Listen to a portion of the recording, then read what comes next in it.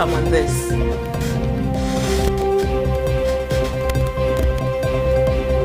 Bagre Dam spillage commences today.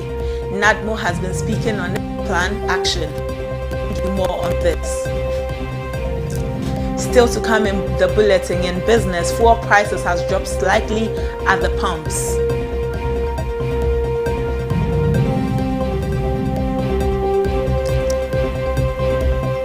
On the international front, Libya. This and many more coming up shortly in the headlines.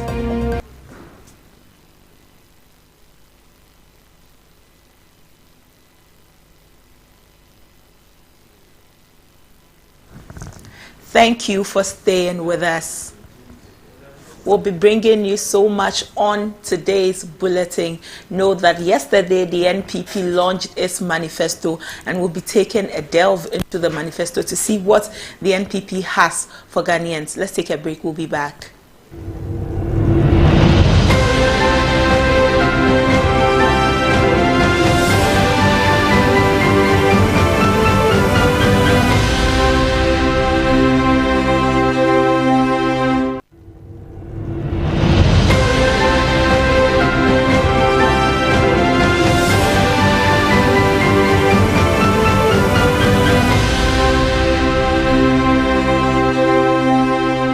Thank you for staying with us. Know that we are live on YouTube, ABC News GH.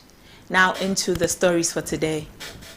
Severe drought in northern Ghana is sparking fears of flood or food insecurity. However, on Wednesday, August 21, 2024, the government will announce measures to mitigate the impact of the drought, which has affected some regions in the northern and middle belts of the country. President Akufo-Addo, in his recent visit to the Upper East regional capital to commission the Bolgatanga Hospital, expressed concern and pledged to take decisive action to alleviate the effects of climate disruption that has plagued these regions. The Minister for Food and Agriculture and for an MP for Abetifi, Dr. Brian Echampong, will use Wednesday's press conference on behalf of the government to outline key measures to alleviate the impact of the dry spell on lives and livelihoods. To have a discussion on the impact, we have been joined on the line by Bismarck Owusu-Nortey, the Executive Director of the Peasant Farmers Association. Well, we'll be speaking to Bismarck shortly on this situation to hear about how it's affecting them in the northern parts of the country. Whilst we wait to establish contact with Bismarck, the National Disaster and Management Organization, NADMO, says it has put in enough measures to avert damages when the spillage from the Bagre Dam takes place. This follows an announcement by the Burkina Power Utility Authority August 19. In the memo, which has since gone viral on social media, management called for the relocation of flood-prone areas. Speaking to ABC News GH, the communications manager of NADMO, George AEC, noted that the team is on ground and collaborating with other stakeholders to ensure residents are safely relocated. The good news is that when they begin spillage today, it's going to take between 3 to 6 days for the effect of the spillage to be felt downstream here in Ghana. So between now and then, that's where we are getting the people sensitized and then getting them to move to integrate with families in safer places, get their livestock away from the danger and get them to safer places. And those who have food crops planted along the banks of the river, the white water, to harvest them if they are ripe for harvesting. Before the overflow of the water. So that is what we are engaged in. We are not doing it alone as NADMO. We are in partnership with the District Assembly, the chiefs, the opinion leaders, and the security services and doing this. The volume there is about 232.82 meters, and it's not safe for their dam there. And so when it gets to points like that, they need to spill it for the safety of the dam.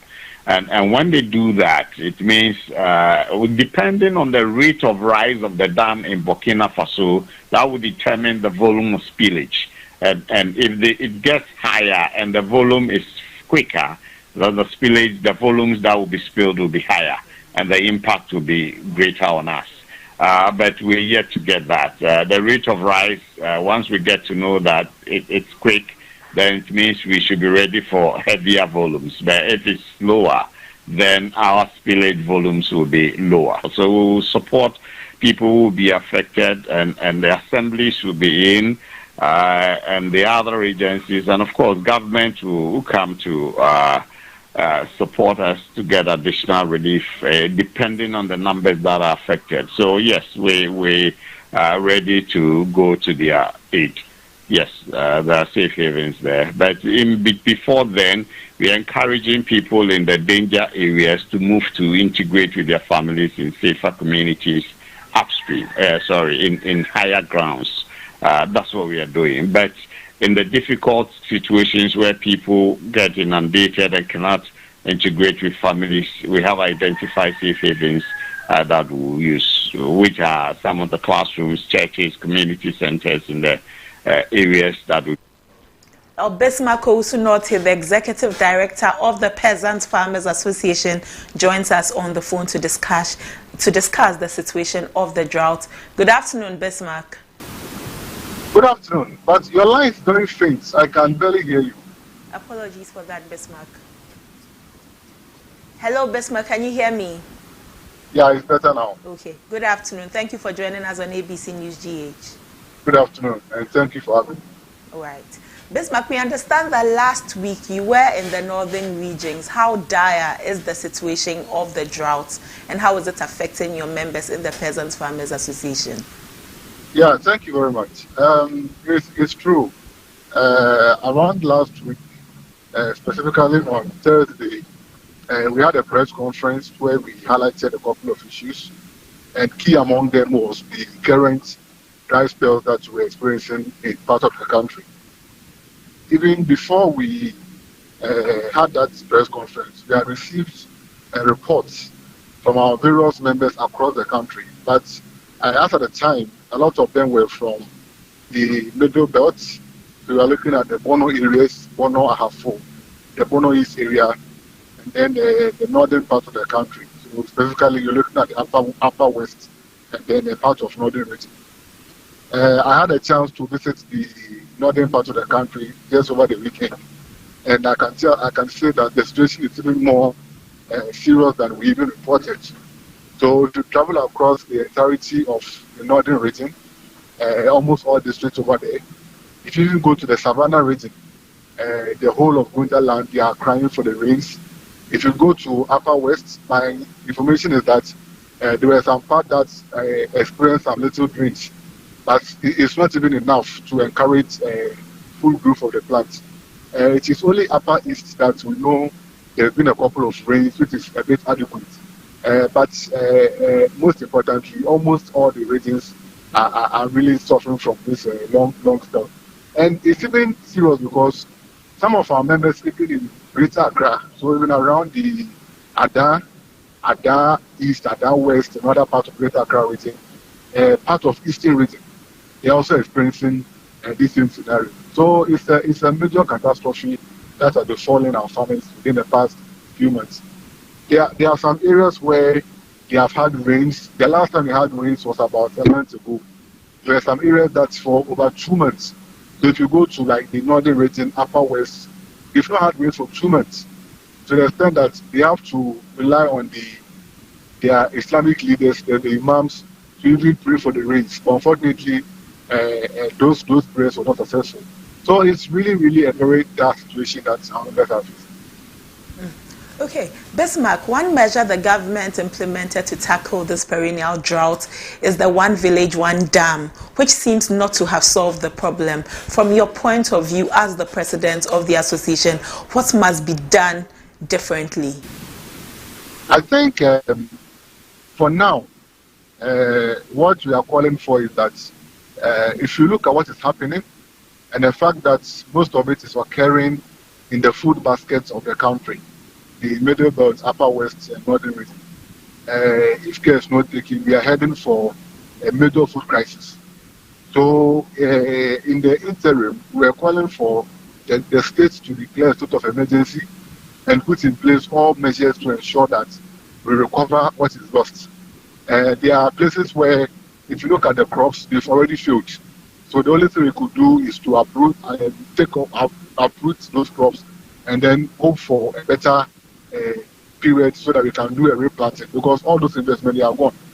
But now tackling the issue about the one village, one dam, I think this situation is a major indictment on us as a country, that we've been able to spend millions of cedis to construct dams with the anticipation that in periods like this, that's when the dams should be useful. But as I'm talking to you now, almost...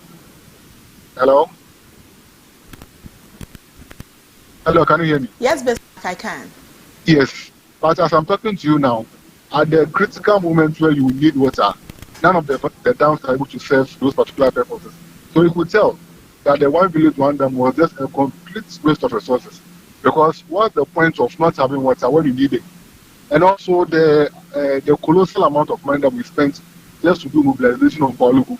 Imagine the importance of Palugu and what Palugu would have done to have averted this particular crisis. So you could tell that as a government, as a nation, we are having our priorities wrong and we are spending wrongly. Now, even the saddest parts of this whole conversation is that just we had information that the Burkinabe guys will also be spilling the Bagre Dam even today. So on top of the fact that farmers are experiencing droughts and they are going to lose their crops, they are also going to experience a situation where those who are even successful are going to have their crops also flooded by this same dam that is going to be opened. So we are hoping the farmers to suffer multiple jeopardy just because as a country we've not putting in place the right measures. So my sister, the situation we have is a potential and an avenue for a potential food crisis. And the sad part is that we don't seem to have any urgent and immediate response or approach by government to seem to address the situation. Recently, I heard that the president was set to address the nation regarding the measures being put in place. But I've not heard anything again from that. And farmers are still helpless. So it's a really bad situation. But we hope that the state of emergency can be called, emergency measures can be put in to at least salvage what you can have. If not, the situation is going to be very close. Okay. Thank you for speaking with us, Bismarck. You're welcome. So Bismarck Owusu-Norte is the Executive Director of the Peasant Farmers Association. Away from into, he has launched its manifesto. The flag bearer of the ruling New Patriotic Party, Dr. Mamadou Bawumia, has pledged to make job creation and improving business key targets in his administration should he win the 2024 elections. Delivering his speech at the party's 2024 manifesto launch in Takoradi, the vice president says that the next NPP government, while instituting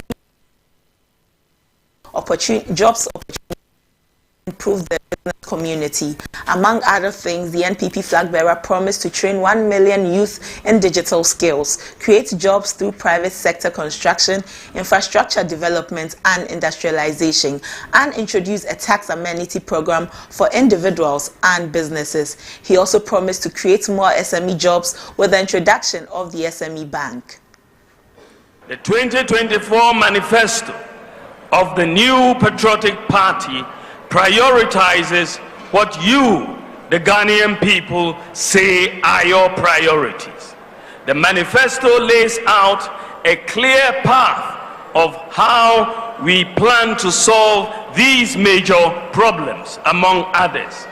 That is why my government will make business and jobs our #1 priority. In collaboration with the private sector, we will train at least 1 million youth in IT skills, including software development, to provide job opportunities worldwide.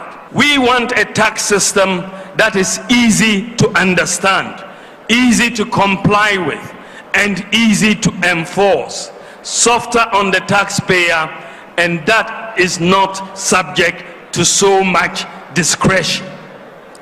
The next MPP government will introduce a very simple, citizen-friendly and business-friendly flat tax system.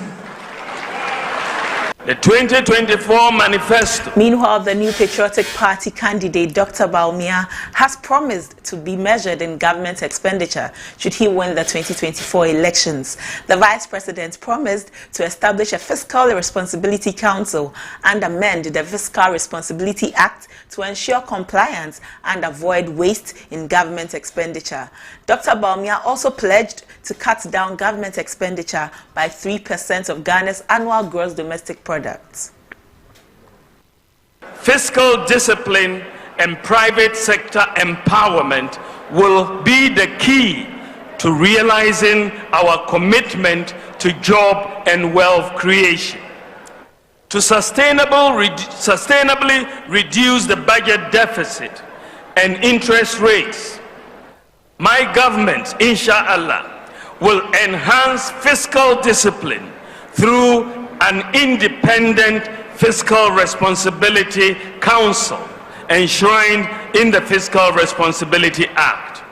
The Fiscal Responsibility Act will also be amended to add a fiscal rule that requires that budgeted expenditure in any year does not exceed 105% of the previous year's tax revenue.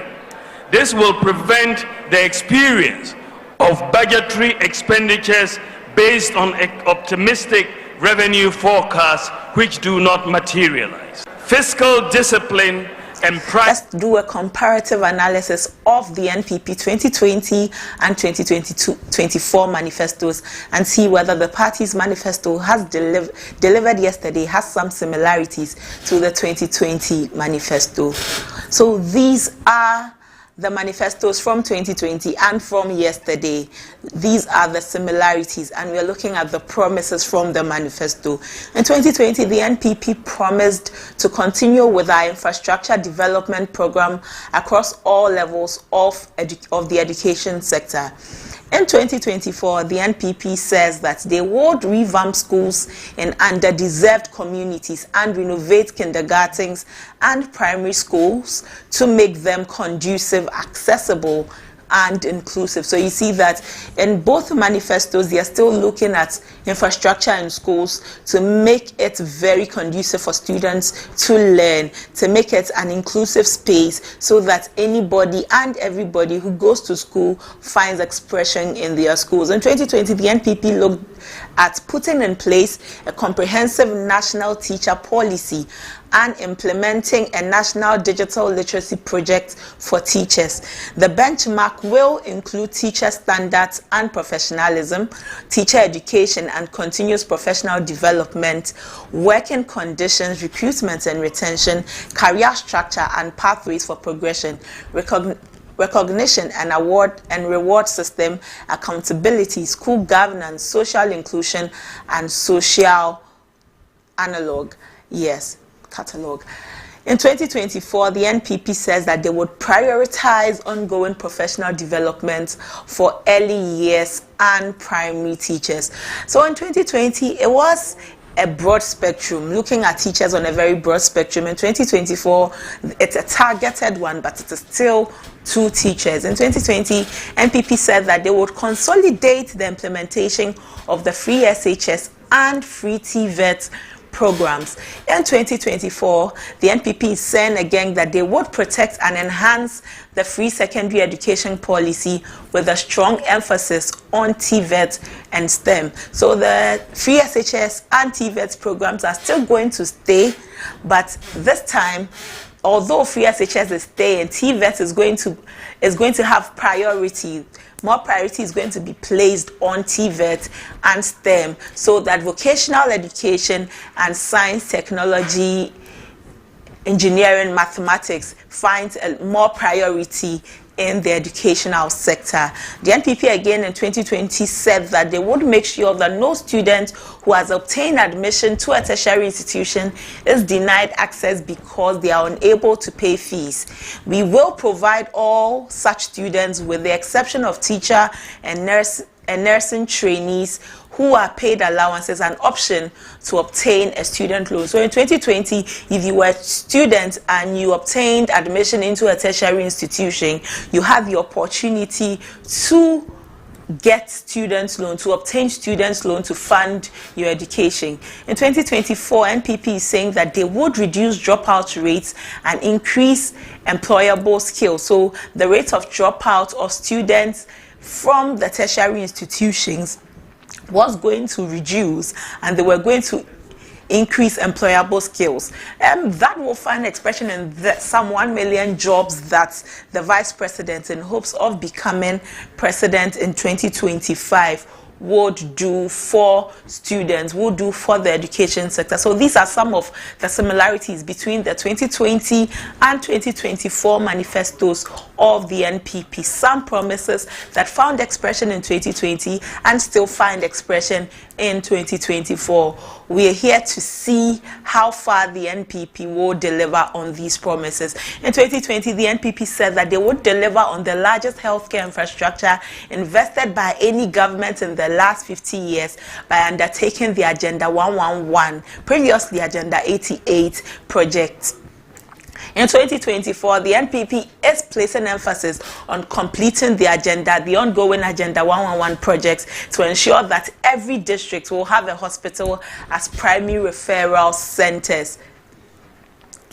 Well, we have joining us on the line Dr. Patrick Isuming, who is an economist at the University of Ghana. Good afternoon, sir. Thank you for joining us on ABC News GH. Good afternoon, and good afternoon to viewers. Thanks for having me. Well, so the vice president said that he would anchor the cedi against the dollar through the gold for forex policy. Is that enough to stabilize the cedi, and will it be sustainable? Well, yeah, I think that's a very important question, given the impact of the cedi depreciation on the Ghanaian economy so far. I think to sell the gold purchase program as unqualified success, as implied by the vice president, is a little bit. I think it's a little bit of a hard sell, because we've had this program for more than a year now, and as you can tell, the currency has not been very stable still.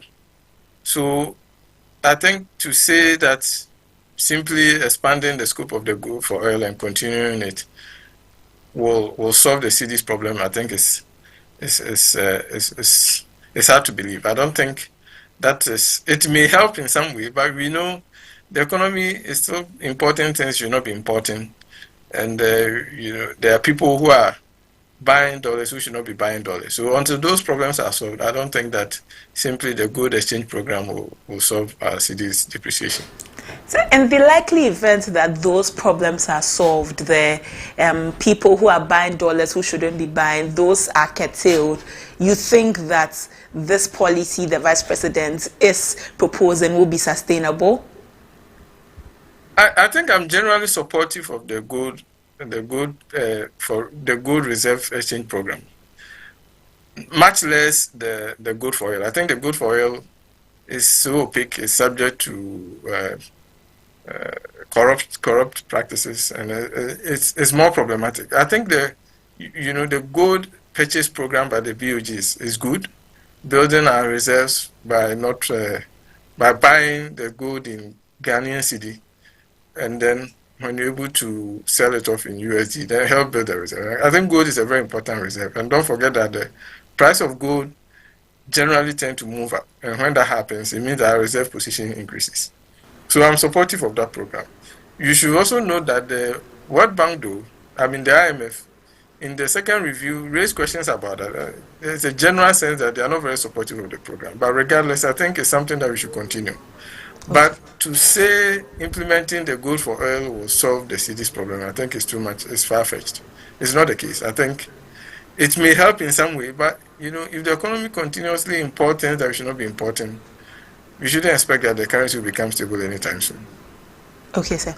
Well, will the institution of a Fiscal Responsibility Council make any impact in the government's fiscal discipline? As the Vice President said that he will be setting up a council to look at our fiscal responsibility. Great question. I think it would have been more believable if the Vice President told us why the last Fiscal Responsibility Act hasn't worked as much as it did, and what will be different this time. One of the things I've seen is to put a revenue cap, I think, saying that the revenue shouldn't exceed 105% of the previous year's taxes. That's good. But I think for a country like us, we shouldn't really praise ourselves too much for putting in place good policy documents. Because we've had so many, and the implementation has become a challenge. So the question is, will the Fiscal Council have any punitive powers? Will they have any powers to object to something, government spending or government revenue mobilization? I think that's the key thing. If it's just an advisory council that they can express their opinion and the government will do as they wish, then we shouldn't expect that it's going to solve any of our fiscal crisis. But beyond that, at the bottom of all of this, we spend too much and we don't collect enough. So we have to say, what exactly are we going to do? The Fiscal Council, what it will help us do is to say, if you are not raising enough revenue, we are going to put a brake on the spending. That's really what that clause means. But, I think we put in great laws and we don't implement them. So, I think it's good to hear that we are going to strengthen the Fiscal Responsibility Act, but we need much more than just the Fiscal Responsibility, the Fiscal Council, to make our public finances more sustainable. All right, sir. Overall, does the NPP manifesto prefer the needed solution to the economy? Does it address the economy, and does it give us solutions that the economy needs? So I think the way I would think about that question is to say, well, if you are the party that has been in power for 8 years, and you want your mandate to be renewed, what we expect, and especially given the current state of the economy, what we expect is that at the very least you tell us what has gone wrong and what are the root causes and what we will do differently this time. I think the manifesto, at least the highlight that was presented, seemed to gloss over some of the difficulties that the economy is going through. And yes, there are signs that the instability is slowing down, but to jump and say we are rebounding, I think is a little bit of a stretch. And also there are a lot of promises and programs where sufficient information has not been given about how they are going to be funded. We are in an IMF program, and if you keep promising you do A, B, and C, especially when you're also saying you are going to remove some taxes, for the programs in the manifesto to be believable, you have to tell us where the funding is going to come from, given the current context. And I think that is where I didn't see enough incorporation of the current challenges the economy is facing into the whole manifesto that was presented yesterday. Okay. Thank you for joining us, sir. Good afternoon. My pleasure. Okay. That was Dr. Patrick Isumin giving us his opinion on the manifesto and what he thinks the manifesto can achieve for the nation. Dr. Isumin said that we are in an IMF program and we should look at following the guidelines, the set principles in order to achieve what we need to achieve as a country, and said that generally he believes in the gold for oil policy, but if certain issues are not taken into account, if certain issues are not weeded out, we may still be behind, or we may still be marking time. Well, we have joining us via Zoom a political scientist at the Kumasi Technical University, Dr. Samuel Lefriye, to also have a conversation with us on the NPP manifesto. Good afternoon, sir. Good afternoon, sir. Thank you for joining us on ABC News GH.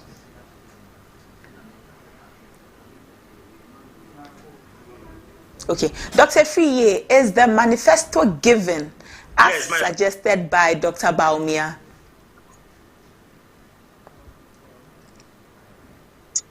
Come again. Dr. Friye. Yes. Yesterday, Dr. Bawumia said that the manifesto, the 2024 manifesto, is given. Is it really given as suggested by him?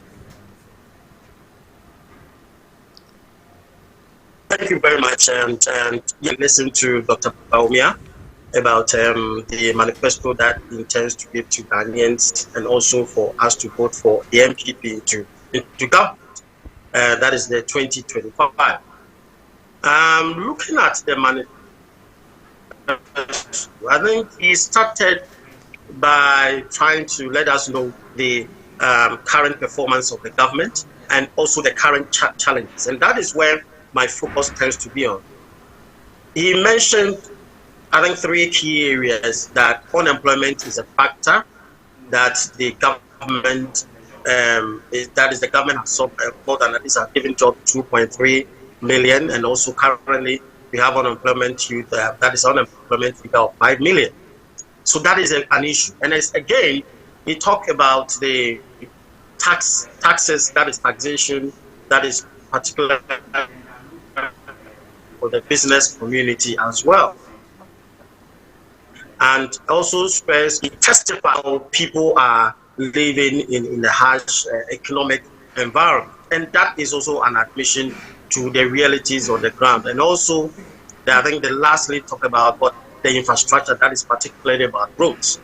So these 4 key areas are the areas that the manifesto need to address, and particularly looking at the job creation, dwelling on the role of what the private sector, because all these areas that he did mention, he particularly let us know that the private sector will be a full challenge when it comes to unemployment. You're going to partner with most of these private partnership to be able to solve even roads that you mentioned. Going to partner, that is a private. So that is the focus of the manifesto, the private sector-led administration, and also looking at the taxes, where is now want to switch from the, should I put it in quotes, that the discriminating type of taxes to flat rate taxation. And that is what it intends for all of us to look at it. Now want to shift from, since independence, the type of taxes that we are, taxation policies that we are using, to a flat system. And that can also be of help. And that was also a concern of the business community. So, and also the port as well, people bringing goods, the kind of charges that they give it, which are discriminatory type. This focus tends to give credence to the of our current challenge of living. How the cost of living in terms of food prices, in terms of inflation, even though inflation is coming down up to 20%, is still high. He also admits that inflation is still high and intends to what, reduce. So I was a little bit, can't be addressed in the shortest possible time, but I believe that maybe they intend to implement these things when that is after the 2024 elections, if Ghanaians give him the power to rule us. So that is all that probably we need to sum up. But in all, what I would say is that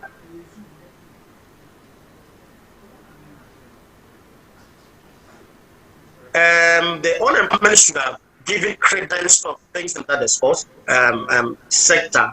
Still, I believe that if the government give credence as it's given to other sectors of the economy, I believe that the unemployment situation can't be or could be addressed through that sports sector. I think sports need to be considered a lot in the manifesto, where because a lot of facilities are there. We have a lot of facilities, but it seems we don't see much multiply effect of sports development to solve our unemployment situation in our country.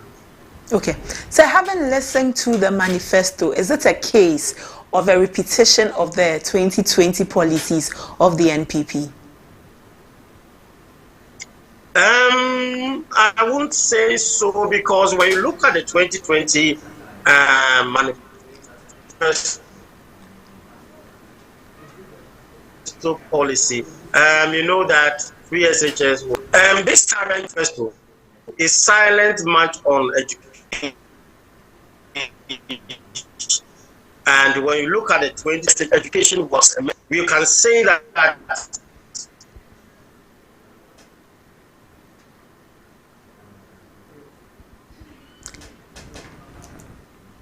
Dr. Free, some of them were built up. Even you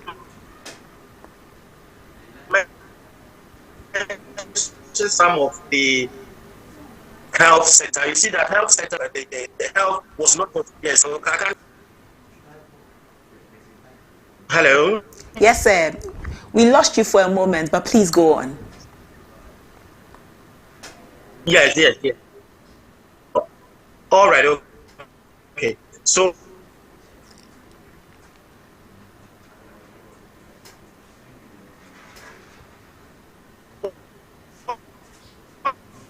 okay.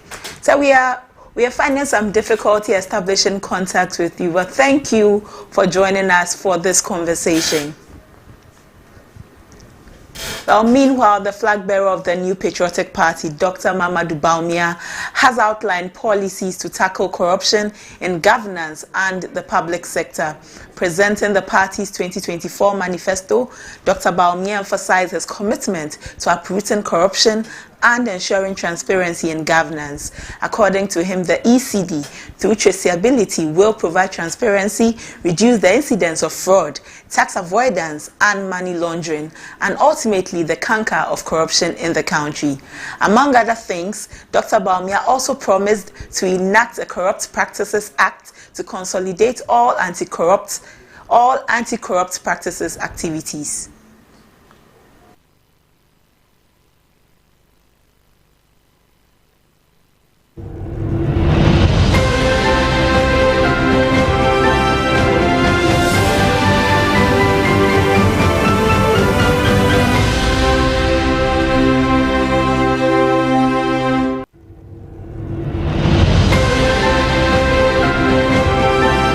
I want to change our procurement culture drastically to tackle waste and corruption.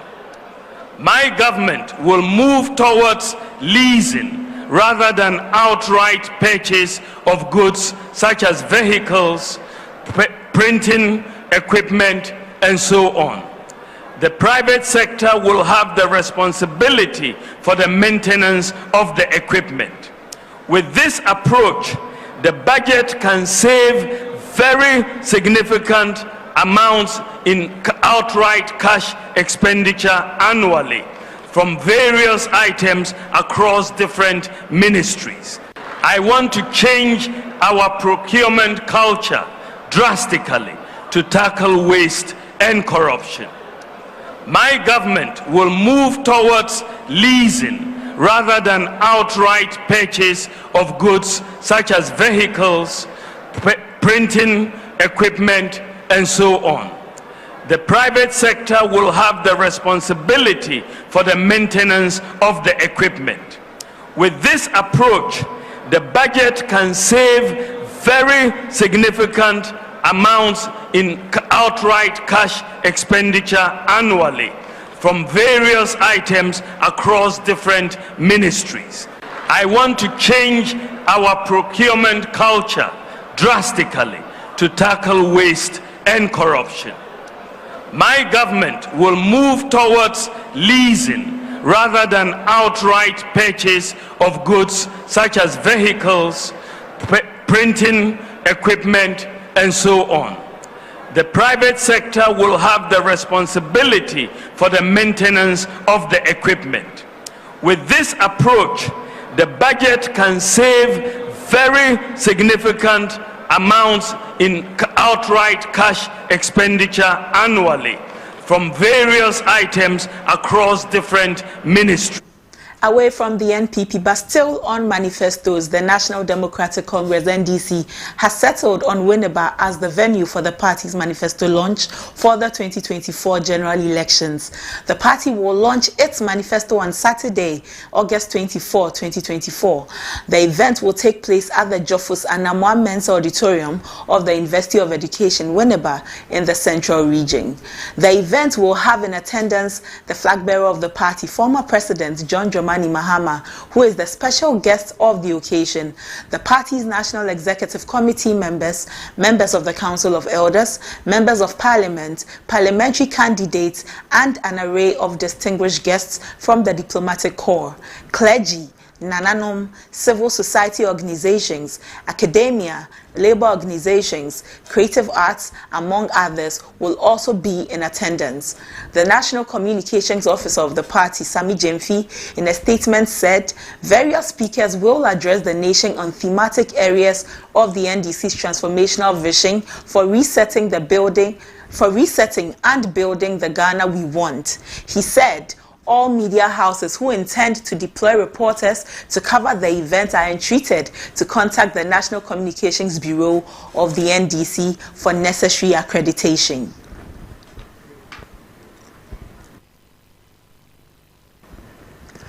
Away from politics, the Media Foundation for West Africa.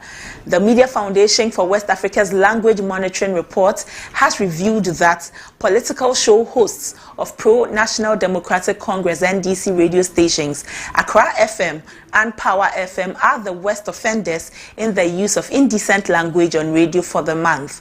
According to the report, host of the Citizen Show on Accra FM, Kwabena Bobi Ansa, recorded the highest number of violations with 14 indecent expressions, followed by Mugabe Masi, host of Inside Politics on Power FM, who recorded 6 violations. The Media Foundation for West Africa's language monitoring exercise tracks language used by politicians, politically affiliated persons, commentators, and show hosts on selected radio programs to flag abusive expressions.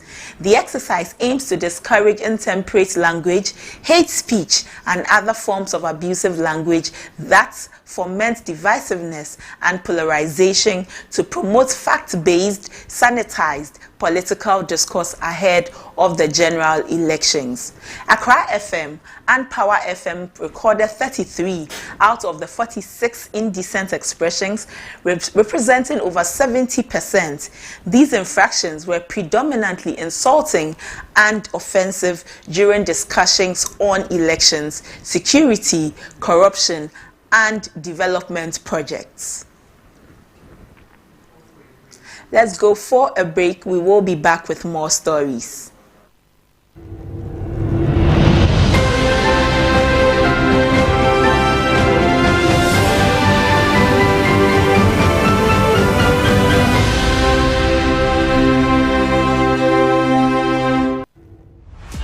Attention business owners, it's time to take your business to the next level with ABC News GH Television's mega promo. From August 1st to October 31st, 2024, we're offering you unbeatable deals to advertise your products and services. Don't miss out on this amazing chance to reach more people and grow your brand.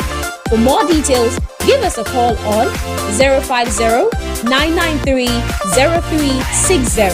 Remember, terms and conditions apply. Follow us on social media at ABC News GH _.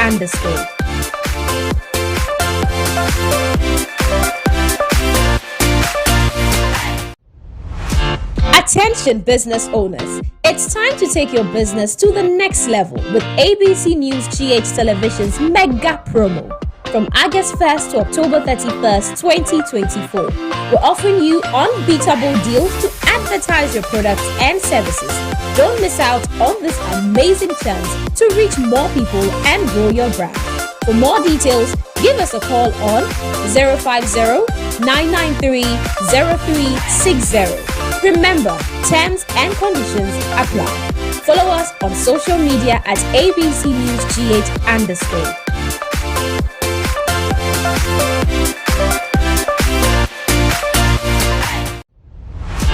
Attention business owners, it's time to take your business to the next level with ABC News GH Television's mega promo. From August 1st to October 31st, 2024, we're offering you unbeatable deals to advertise your products and services. Don't miss out on this amazing chance to reach more people and grow your brand. For more details, give us a call on 050-993-0360. Remember, terms and conditions apply. Follow us on social media at ABC News GH _.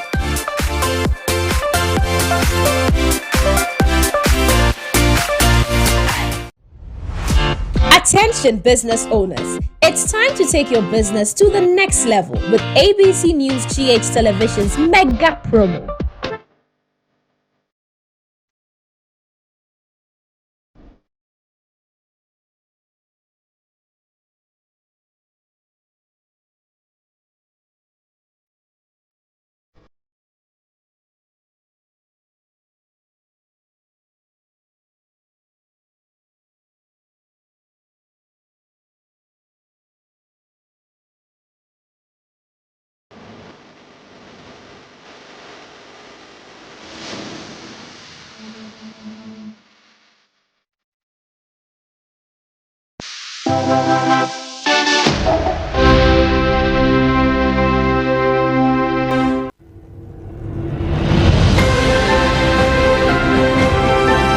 Thank you for staying with us. Let's take some business news.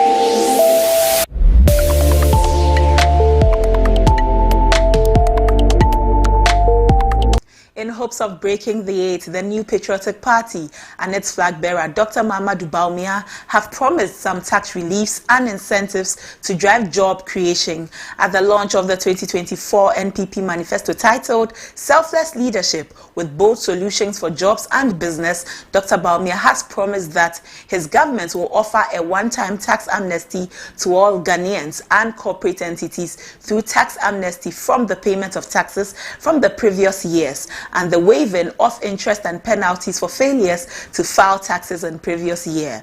Recently, the World Bank in a report stated that tax exemptions cost Ghana 1.8% of its annual GDP, a value which is equivalent to about 72% of all VAT revenue collected.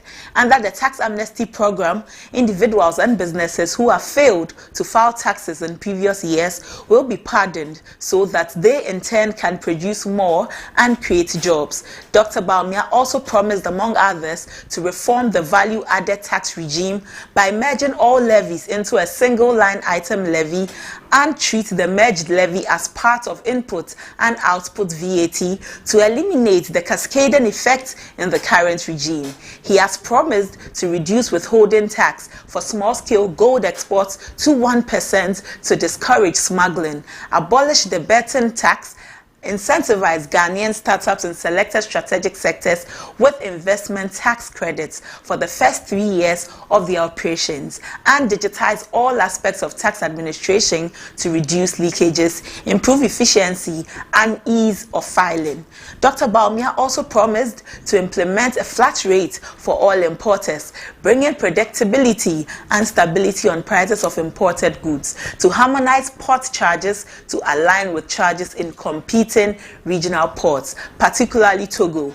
Dr. Bawumia said that duties at Ghanaian ports will be the same or lower to reduce the incidence of smuggling goods through neighboring ports.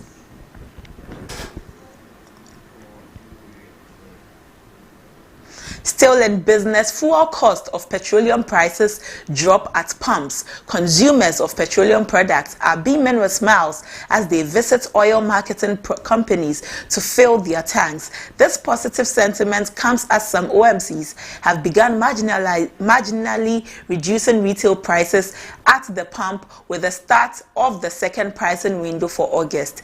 This marks the second consecutive decline in fuel prices, following a similar reduction in the first pricing window earlier this month. In this second pricing window of August, state-owned Goil, for instance, is currently retailing petrol Super XP at 14.22 Ghana cedis, down from 14.42 Ghana cedis in the first pricing window. That is all for business. Let's go for sports.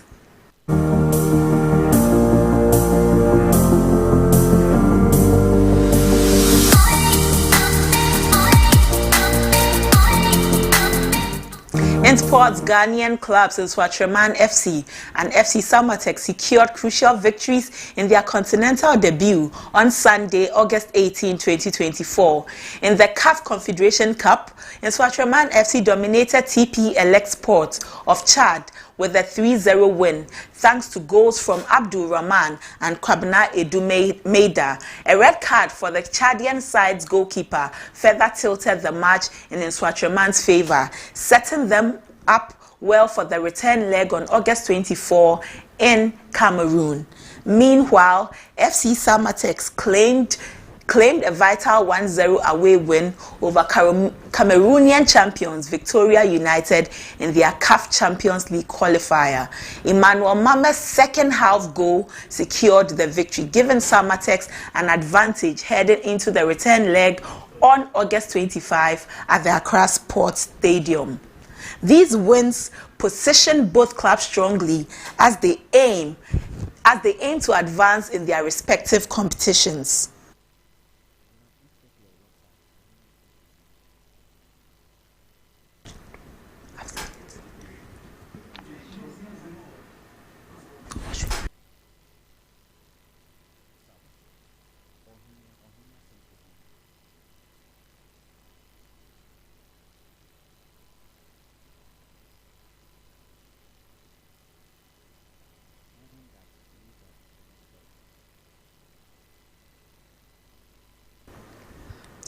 The new Patriotic Party's flag bearer, Dr. Mahamudu Bawumia, has unveiled the party's manifesto with a strong emphasis on sports development in Ghana.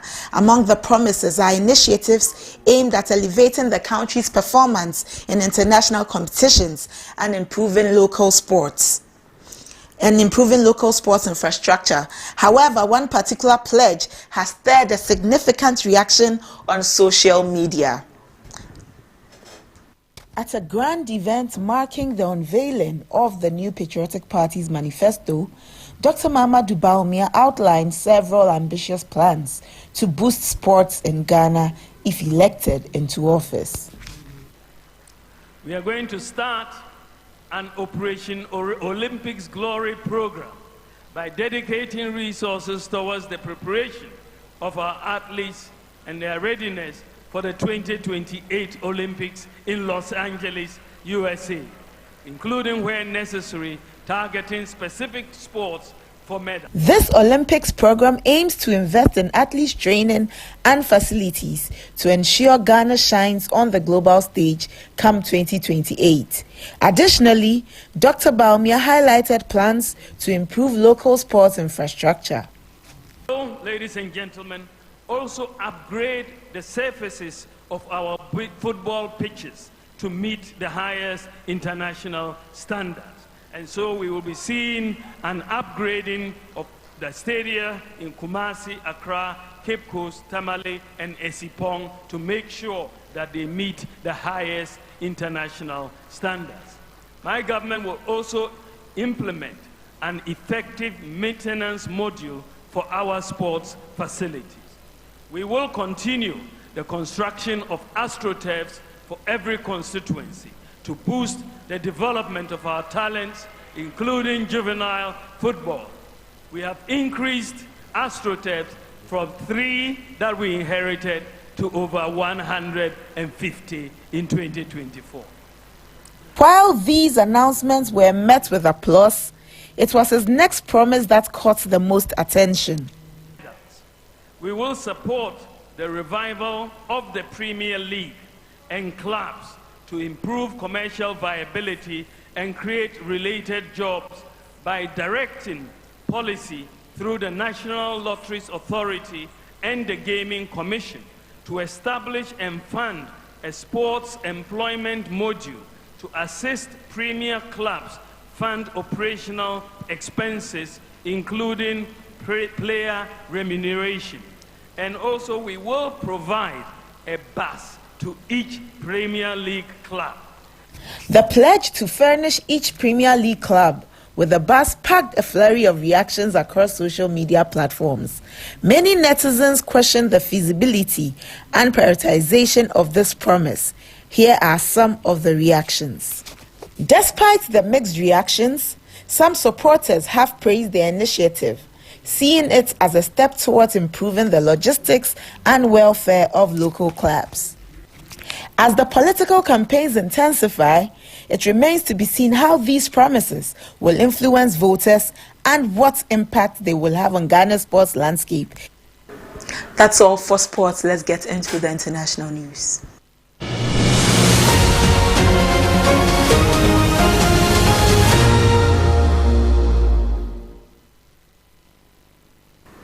The Central Bank of Libya has suspended its operations indefinitely after its Director of Information Technology, Musab Salem, was kidnapped from his home in Tripoli on Sunday, August 18.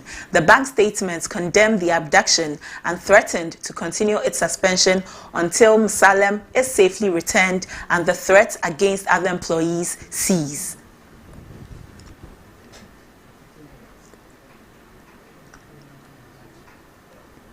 That's all for international news. Let's get into entertainment.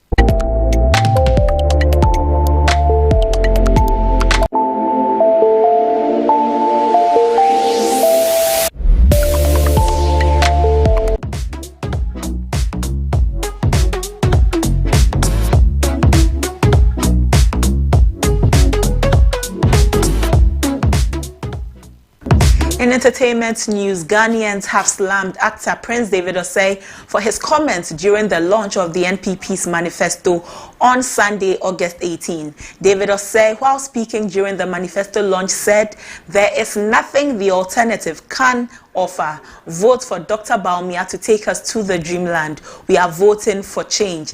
The actor has in the past publicly declared his support for the NPP and on many occasions touted the government's achievements on social media, despite his acknowledgement of the economic hardships.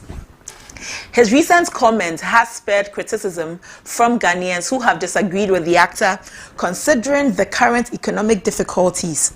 One user tweeted, "Sometimes some people just wake up feeling bored and want to be trolled on social media. How do you make such a statement considering the state of affairs in Ghana?"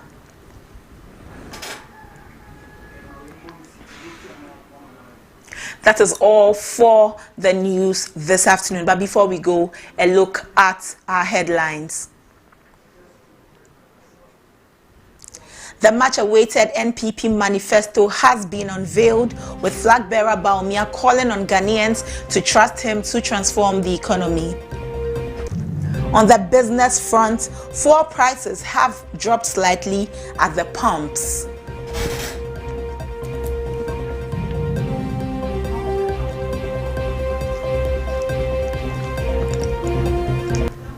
Thank you for joining us on the Midday News on ABC News GH. For more news, follow us or visit our website www.abcnewsgh.com. Interact with us and follow us on social media at ABC News GH. Have a good afternoon. I am Abena Mante.